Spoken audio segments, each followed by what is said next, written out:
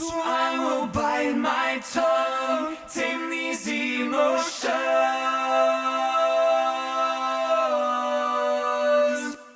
Next episode. So this episode is called Wise. This is episode 6. What was episode 6 in Star Wars? The Return of the Jedi. Yeah. The Return of the Jedi. So this is basically Denz's version of the Jedi, where all things will be revealed at the end of this episode, and you will find out that one of these people is your father. So we're talking about, I hope not. We already did that. We already had the father's on, dude. That was episode 3. Oh, and he found out that he was his father in The Empire Strikes Back. Right? I'm remembering that correctly. You got me all twisted up now. This is the redemption arc. Yeah. If we could switch our metaphors over to Harry Potter, that'd be great for me. No, heck no. We don't support that witchcraft. Yeah. So Wise. So, I think that we'll get into the meaning of the song in a second. Maybe just we'll touch on the I guess the little change from R to Wise. So R started off pretty like melodically.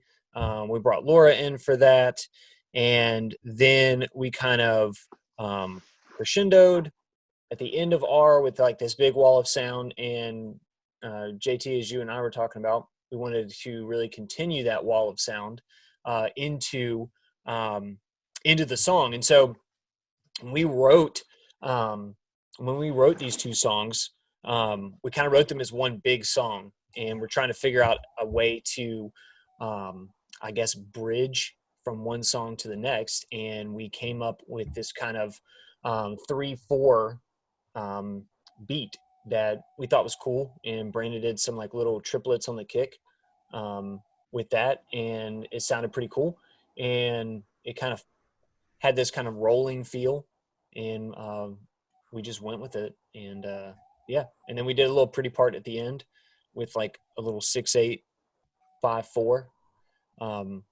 Josh, you always want to play like in a weird time signature, so we let you do that in 2, and we let you do that for like the last part of the song, and then everything else other than that, like we can't even pull off playing in standard time. So that was just that's hopeless. So anytime that we play like out of like a standard 4/4 3/4 6/8 something like that, it's a real treat. You're getting a real treat. Because, And it's probably my fault. yeah, it's completely probably by accident that we're just like, where's that beat again? How do you count off Hobringer? 1 2 3 4 5 go. Brandon's never done that to us before. But I don't know. Do you want to throw something in on I guess just our thought behind the structure, arrangement, time signature, yada yada yada?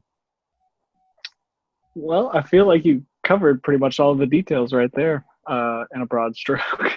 Well, I will say when I was listening to this song, like the first thing that it reminded me of was the new Tool album. And so everybody's probably thinking, oh, that Josh is kind of a tool for bringing up that album. It is funny that album came out like right when we were writing this record and song. Yeah, no, I mean, so I love that album. It's a prog rock masterpiece. It really is fantastic. But we tried to, I don't know if Sean would say he listened to some of that, but like I happened to be listening to that album the first time that I stopped and like listened to the first draft of Wise, and I was like, wow, man, that's got a lot of that Tool vibe to it. Just the way that Sean was doing some of the strumming for the rhythm. And so for me anyway, when I was approaching it, I was like, okay, let's lean into that a little bit and try to pick up some of the prog rock elements, which Brandon can't stand prog rock. He thinks it's the worst thing ever. But I don't know. I feel like a little prog rock goes a long way. Yeah, I mean, you can handle it in doses. It's just so like in the guitar part, anyways. right? Like that little like chugging little triplet with some delay, reverb, and of course you can't forget the chorus. I probably overuse chorus, but that's where the guys come in to like reel me back in on not using too much chorus. So you got that. I think the way the drums are, just that beat lends itself to that. I don't know. I kind of picked up more of like I was listening in this song. I was listening to like a lot of Deftones as well. So like a lot of their stuff I really liked for kind of the flow and feel of the song. It's from the Gore album. Huh? What? I said it was from the Gore album. Yeah. I don't know what other influences. What other influences did you go from? I mean, for me, this song, I think for me, this song kind of, to me, always had like a circa / Deftones feel to me. It was like a mashup, and that's the way that I approached it. Yeah, I mean, it's kind of funny because the drum beat, not that I like straight up ripped it off, but I mean that it's a beat that I've been trying to play for a long time, and it's still not easy to play. But I can't remember the name of the Circa Survive song, but I just remember them doing it. They play it a whole lot slower. This is like a sped up version of it. But I don't know, the beat.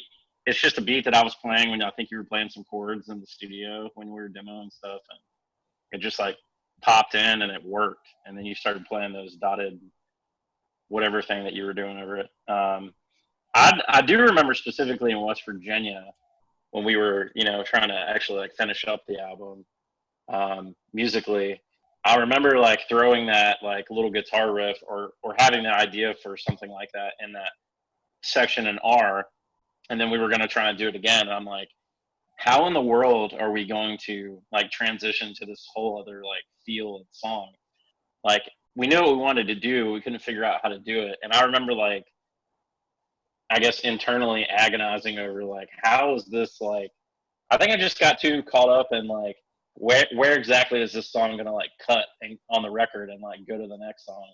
And it was funny, like I remember doing it in West Virginia, and then we got in the studio, and Sean just kept saying like, end on the snare, end on the snare. I'm like, it's not gonna work, it's not gonna work, but it did work. So it's just like the end of that progression, and then like snare, and then it comes into the next song. But Yeah, like, I didn't know how that was going to turn out, and it really. Huh? So yeah, I'm a big fan of doing that.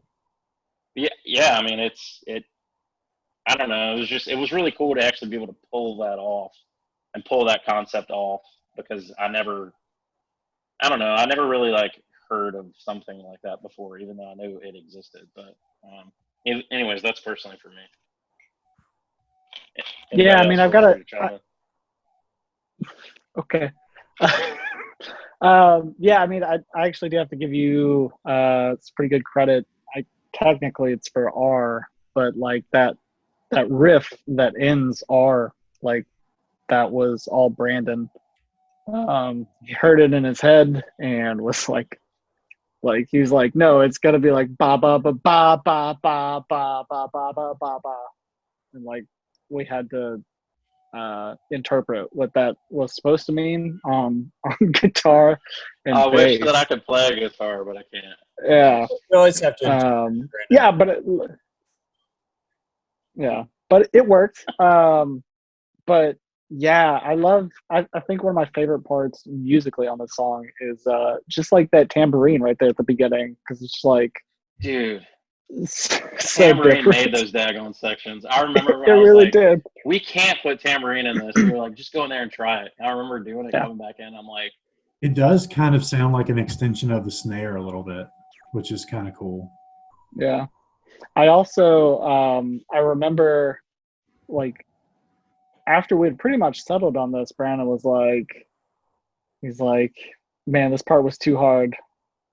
And we're like, you wrote it, like you can change it if you want to. And he's like, nah, I can't change it now. So kudos to you for sticking. And that's what, like, whatever. I don't really care what other people think in this regards, but I really like how like we don't do anything MIDI drums. Nothing against that. That's all well and good. That's fine. If that's what you do, then that's what you do.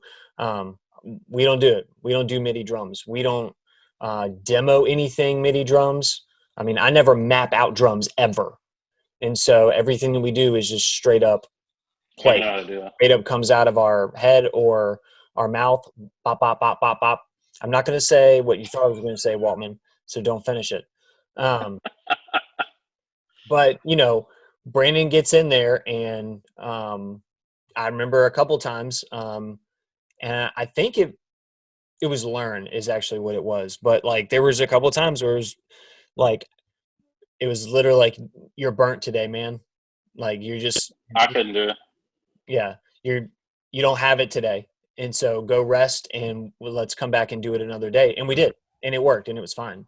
And so kudos to you. But yeah, that tambourine, those little elements, those little textures, musically, like you'd never know it, but there's a ton of organ in a lot of rock songs. You'd never know it was there, but if it was missing, you would say something feels like it's missing in the song. And so there's a whole lot of things that aren't necessarily audible the first, second, third time listening through it, but they're there. And without those things, the texture of the song would be completely different. And so it's a huge balance in producing music, that sometimes you can do too much, but sometimes you're not doing enough, and you got to strike that balance. I think for me, vocally, I think this song is pretty dynamic, and I think like I actually get kind of the lowest that I actually sing. And actually a lot of the stuff that I sing at church is a lot. I sing a lot lower. A lot of our den stuff is like super, super high. And that's just literally, that has just been because like we'll be jamming or practicing something or writing something, and I'm literally just trying to sing loud enough to hear myself over the drums. And so I end up just singing all of our songs high. But but in this song, like I don't know, I really like the flow of the verses kind of going up and coming back down. And I actually think that the melody for this song was probably one of the easiest that I did. I don't even know where you got it from. Like, it just came out of nowhere. I know, it just like happened. And then you had like lyrics for all of it the next day, and I'm like, wow, how did this happen? You know, we wrote those lyrics in West Virginia, right? Yeah, but that's fine. You can keep giving me credit. That's cool. I don't think we didn't write all those lyrics in West Virginia. For the chorus, yes, we did. For the chorus. Yeah, the chorus. I'm talking about the verses. Oh, yeah. Sean wrote most of the verses, I thought. So. And maybe probably JT. I remember. Go. I did not actually. Most of the verse credit goes to nothing for this song. Nothing. At all. Not a thing. That's actually impressive. No, I was gonna say I do remember like Sean showing us the verses with the melody and some of the lyrics and everything, and asking like just because it's so dynamic, the question was like, is this like too melodramatic? Is it on the verge of cheese? It's so good, man. Well, we were all feeling it. I remember Waltman asked me about, did I think the second verse of Even was sang too dramatically? And I was like, I think the word strike in verse 2 of Wise is saying way too dramatically. But we kept it. Because I don't know, every time I hear myself sing that, it's like strikes. Like I feel like somebody's like shaking their fist. And I don't know, it's just the vibrato on that I didn't necessarily mean to do. And I didn't necessarily know if I wanted to keep it, but then y'all were like, yeah, do it. And so we did. And that's why people That's why people hate this song. Ben Coons. So Ben Coons is my hero because he loves this song. Yeah. He does. I feel like Sean also posted something about it recently too, but I didn't post anything about this. Shout out to whoever posted about once. Okay, so like another. Oh, you're talking about Sean Eli. Yeah. He was talking. Yes. Yeah, he thought you were talking about him. It was a joke. It was a joke. I don't know where you are. Trap. Erase this. Erase me. Oh, Um,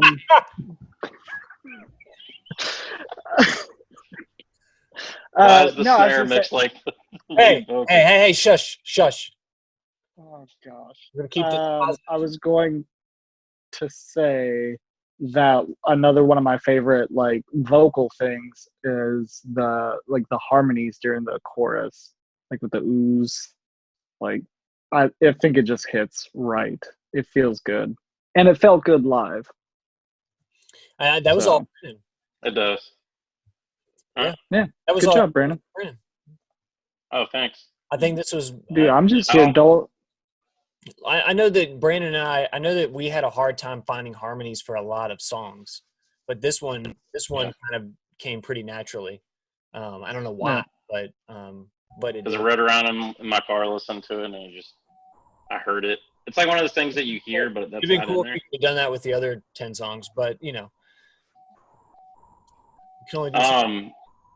Get one victory. I did want to point out, granted, I don't know if somebody else was going to talk about it, but during the mixing process, I think we were pretty much like had almost the final mix, and there was like this guitar part that Waltman recorded that was like, I mean, it's harmonizing. It's like right before the heavy ending part of the song before the 6/8, and Waltman wrote this like epic harmonizing ascending guitar part that goes with Sean's vocals. And I remember us like sitting there, we're like, dude, his guitar part isn't loud enough. And so like we were talking with Bayless, and we're like, hey, we need to turn that lead guitar part up. And how many mixes did he send back? Was it like 2 or 3 where he was like, is that better? And we're like, It was a bunch, and Sean was like, "Dude, the notes are just they're clashing with my, or like they're harmonizing with mine, and so you can't hear them." It's like, no, man, like they're no, but there. I remember us like thinking, dude, are our ears like shot because we literally cannot hear it, but it's in there. But like like one of those things where it's like your mind thinks that it's there, but it's not. Yeah, It it's was because some weird. of the undertones or whatever were picking up on what I was actually doing, which is why the part worked to start with. But like we were kind of hearing it, and then it wasn't there. But anyway, it was funny because we found out that particular part was on a different track, which was why we couldn't find it. And once it was there, we were like, oh, yep, done. The album is Have done. it turned up. So shout out It to was the last song, wasn't it? Yeah, this was the last part of the last song of the album. Like this was it. I do remember that. So I mean, I think that's one of the things to working with a producer / mixer that you're never face to face with. Matt and I talked on the phone maybe 2 or 3 times the entire process. And I yelled at him via messages. most of this was, yeah, because Brandon likes to type. I mean, that's just the thing. Like, listen, you can agree with me and type it in the comments on this video if you want. But like, if somebody like texts you or emails you in all caps, I mean, it's basically yelling at you in text, right? So Brandon did that to Matt, and I just copied and pasted it and sent it to Matt because I did that to Sean. I did that to Sean, and then he I just copied like it. Make sure you comment below in all caps. Yeah. we'll go over to Brandon's Facebook page and just all cap him a message. Yeah. So that'd be great too. Please. But yeah, it's one of the things you deal with when you work with, we're here in Virginia and Matt is all the way over in Seattle and we're just listening to things.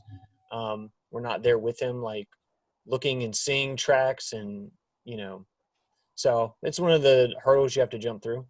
But But he killed it. I guess we probably ought to get into quickly so that we don't cause this episode to be 4 hours long.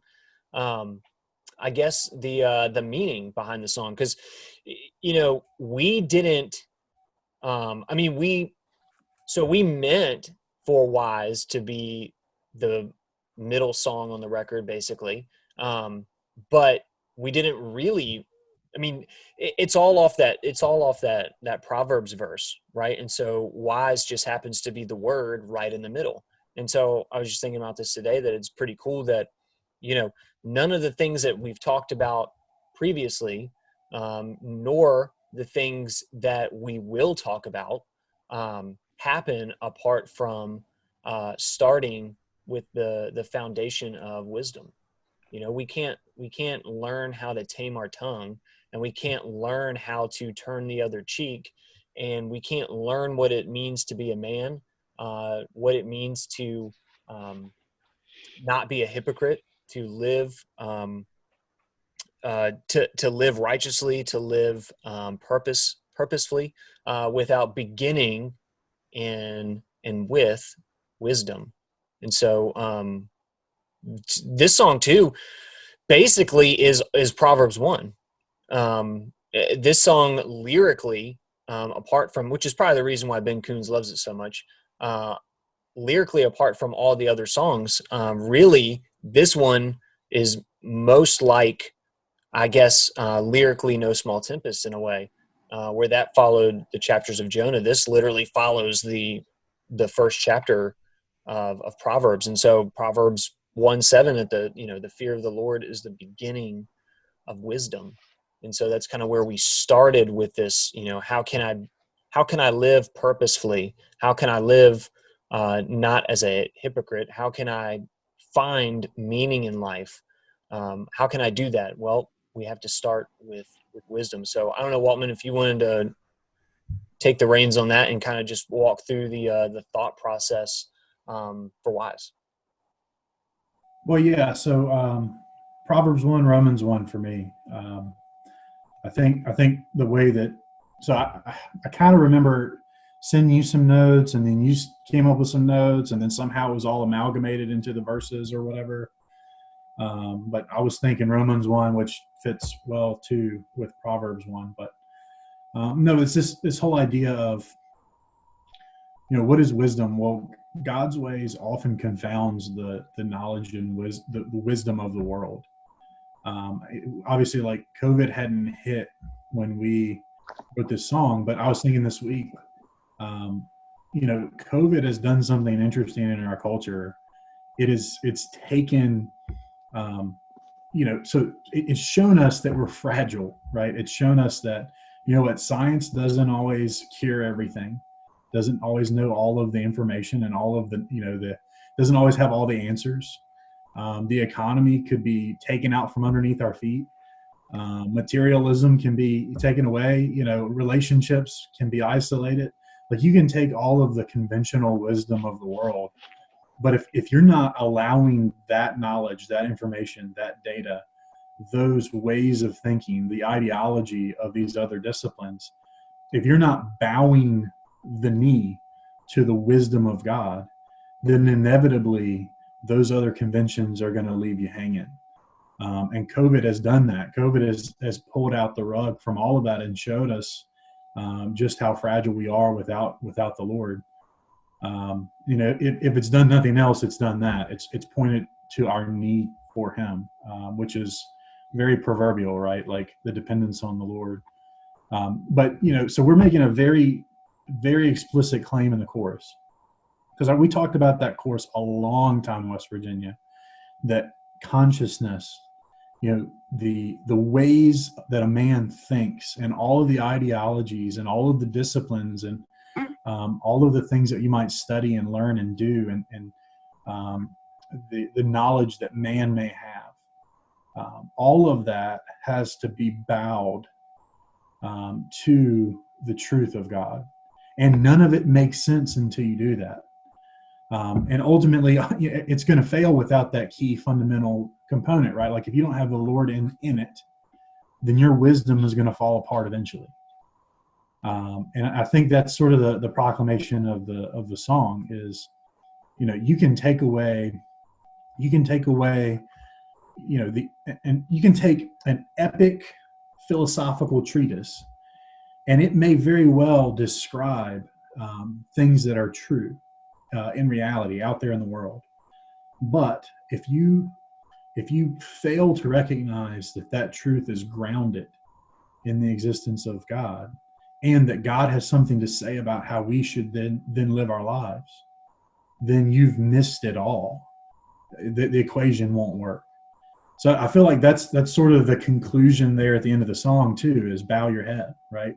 Hail the King, bow your head, is a proclamation to anyone hearing the song that's what you have to do if you're going to acknowledge truth in any of its forms, accurately, appropriately, and then rightfully tame the tongue. Yeah, I mean, we live, we live in a, well, all humanity is marked by, truth being relative to whatever, you or I say truth is. And it all boils down to, that sin that Adam and Eve committed. It wasn't just eating the fruit of the tree, but the reason that they ate the fruit of the tree is because Satan told them that they would be equal to God. They would be God. They could make their own decisions. They didn't have to live under the authority or rule of God, but they could do it themselves. And I think that is pretty central to most sin in the world today. Most sin that we deal with is that we think we know better. And in Proverbs 120, where we got the first verse of the song, is they claim to be wise, but they will be made fools in time. And anytime that we claim wisdom or knowledge apart from God, I think we're setting ourselves up for failure.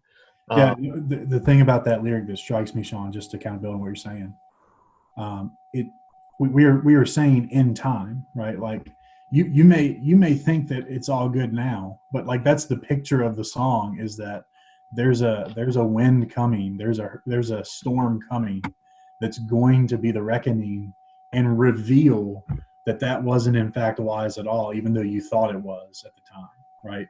The foolishness of not submitting will be revealed in time.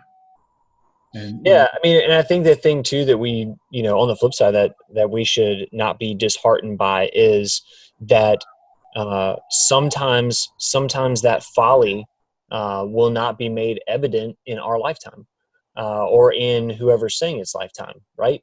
How long did people think the world was flat until we realized it was round? And, I know JT still thinks the world's flat. But I started that. I just figured I'd carry it into this episode. I forgot about that. The other episode.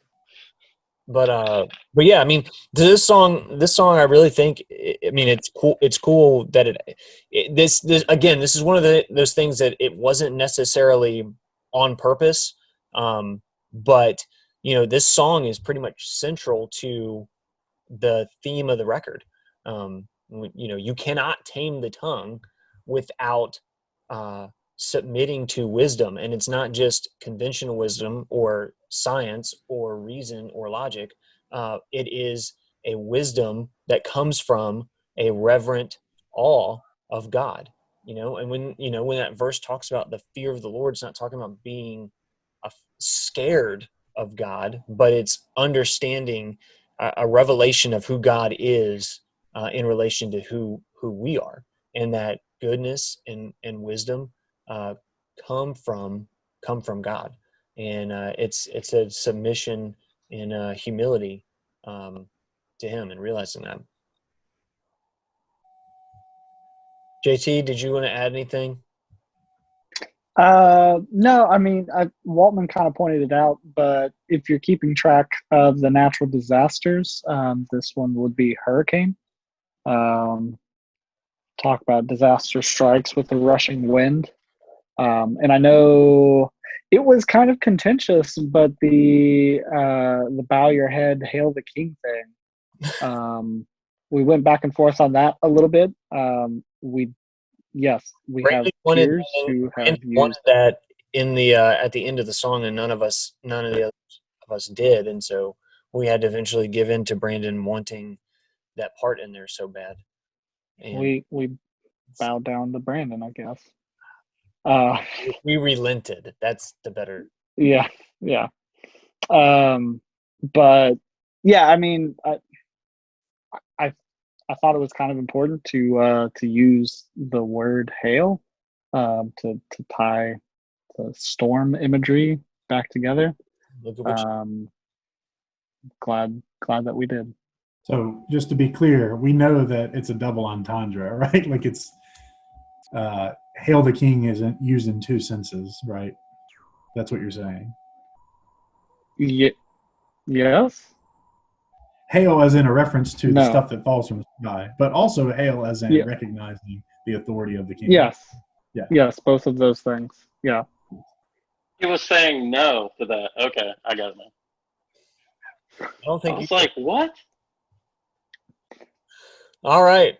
Well, I think that's our other episodes have been pretty long, so I guess we'll keep this one short and sweet. Thank you guys for like watching and keeping up with all this. This Yeah, is no problem. No problem. this is just. I mean, it's cool, and it's cool for us to do this, and fun for us to do this, and the fact that people even care, like that means the world to us. So Yeah, it's either just wanted that to say that. or you're bored out of your mind and you've already binged everything on Netflix and every other streaming service and you have nothing else to do, which is cool too. I guess that works in our favor. Hey, so if you Take stay those to the eyeballs. end, make sure you comment below a question that you want us to answer about a song, any song, but especially when. We'll totally get to that next time. Yeah, we can bring some Yeah. questions in on when. Yeah, really anything that's on the back half of the album. Oh, yes, okay. That reminds me. So that little snippet at the end there, we knew that side A of the vinyl was going to be done.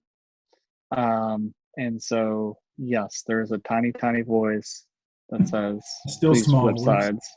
A still small voice, the still small voice that says, "Please flip sides." And that was inspired by Mr. Blue Sky by ELO. So I thought there it was you go. inspired by May. Is that not May? Is that not who inspired it? I don't know. All right, everybody. So this concludes our episode for Wise. And so, listen, remember that the fear of the Lord is the beginning of wisdom. And the second thing is probably to refrain from posting your opinions on Facebook. So, anyways, which is why I don't get on Facebook. Unless it's at the bottom of the video. Unless it's at the bottom of this video. And yeah, I shudder. I shudder to think about what your opinions are going to be in the comments of this video. So, anyways, love you guys. Thanks for listening.